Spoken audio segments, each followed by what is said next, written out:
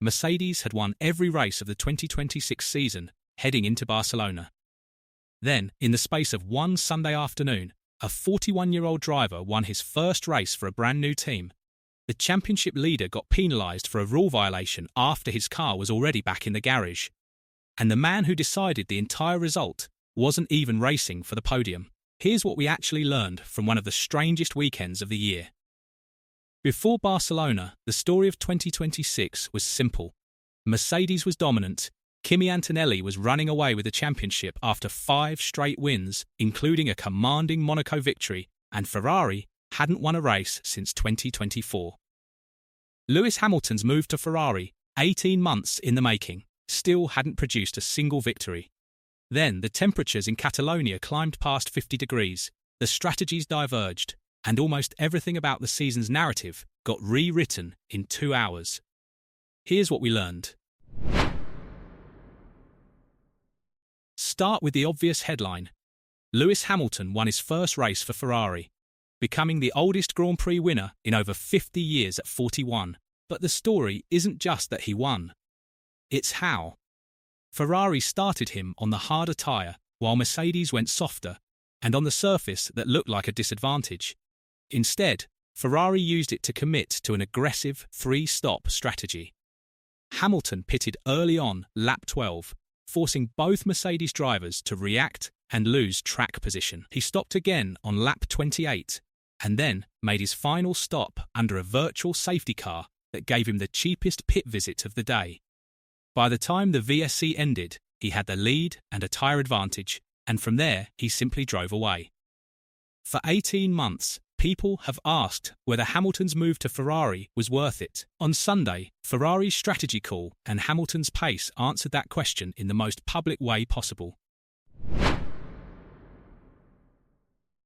That virtual safety car didn't come from nowhere, and it had nothing to do with Ferrari, Mercedes, or the championship fight. Fernando Alonso was already having a brutal weekend. Aston Martin had to send him out from the pit lane in his home Grand Prix after replacing 2 major power unit components overnight. With nothing left to lose, Alonso started from the back.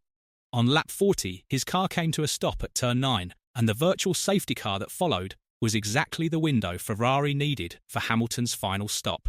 Aston Martin's worst weekend of the season became, almost by accident, the moment that decided Ferrari's best one. While Hamilton was celebrating, the championship leader's race was falling apart in a different way. Antonelli had just overtaken his teammate George Russell for second place when his Mercedes suffered a sudden electrical failure with 4 laps to go. He coasted to a stop and was still classified in 16th, having completed over 90% of the race.